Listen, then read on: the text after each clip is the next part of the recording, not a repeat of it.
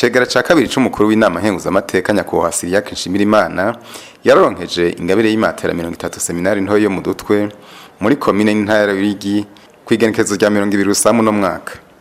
Mwijambo yashikirije nyakubahwa Nshimirimana yarakengurukiye abavyeyi bamwibarutse seminari ntoyi yo mu Dutwe na leta vyatumye atera imbere mu bumenyi no mu buntu.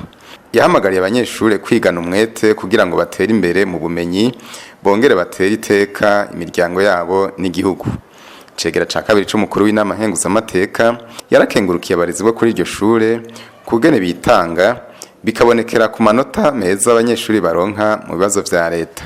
Yarangije asaba abandi bize kuri iryo shure babishoboye ngo nabo barishigikire. Nakanyamuneza kuri jewe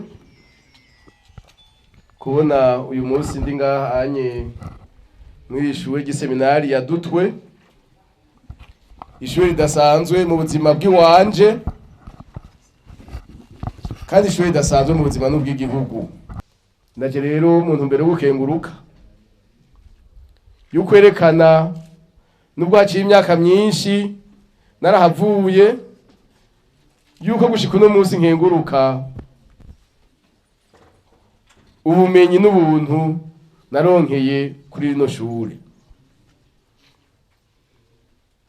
Nimba uyu munsi Imana yagira hezagira ibikorwa byanje gahezagira urugendo rwanje nkabangeze ahangeze uno munsi nuko intango ubwa mbere ariko naronse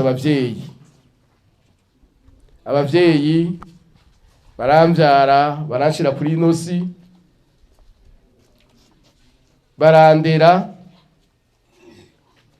hanyuma igihugu kirabunganira kiranyigisha ndetse ngira amahirwe yuko kinyigisha mw'ishure ryiza cane nk'iri seminari Bibondo muriko. Nabo bantu batatu ko na leta igizwe n'abantu batuma umuntu agera ahageze aba umuntu akwiye akagira ico yivuga mu buzima bwiwe. Muri iyo nzira rero yo gukenguruka nashaka mbanze nkebure aba bana ndababwire yuko bokwiyizera bonyene ico bari naho bari. Bibondo mwizere ko mwagize Imana abavyeyi bakabashira mu ishure hama karonka ishure ryiza nk'iri. Nta kindi abavyeyi tubashakako, nta kindi abarezi babashakako atari uko mutera imbere mu bumenyi no mu buntu kugira ngo ejo aha turi aha jewe mpagaze uno munsi aha abasasedoti bahagaze aha abarezi banyu bahagaze namwe ejo muzohagarare kandi mutera iteka igihugu mutera iteka imiryango yanyu. Nkengurukira abarezi ku kwitanga bariko baragira no ku mwimbu tubona abana baronka. Barezi nuko muzi yuko mutarabigisha gusa ariko murabigisha abarezi kuko abigisha bobo n'ayandi mashuri atashika kuri urugwego arabafise mugabo ntiheza ngo bashike aha mubona mushikanye rugwaruka. Muri uko gukenguruka rero ntarandiriye ndavuze nti igihe twayaga n'umuyobozi yambwiye ati yego ubumenyi buriho ariko n'ubukene buriho sikakube kwa kera mwebwe mukiyiga. Hama ndamubaza none ko jewe misi yose nama mbwira abantu yuko ahangize umuntu ari ngaha ku seminari nofasha iki?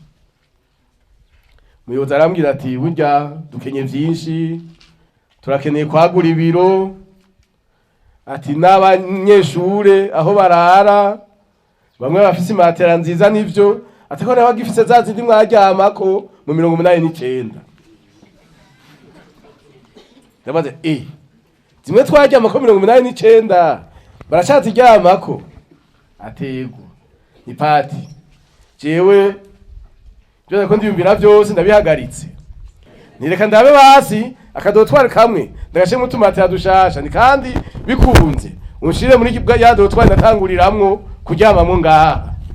Niho rero naca mvugana nubo twubakanye kwajya amatungo nayo umuryango sa y'umuntu umwe aheza arabinyemereye ca rero ndagura tutumatera mubona ni 30.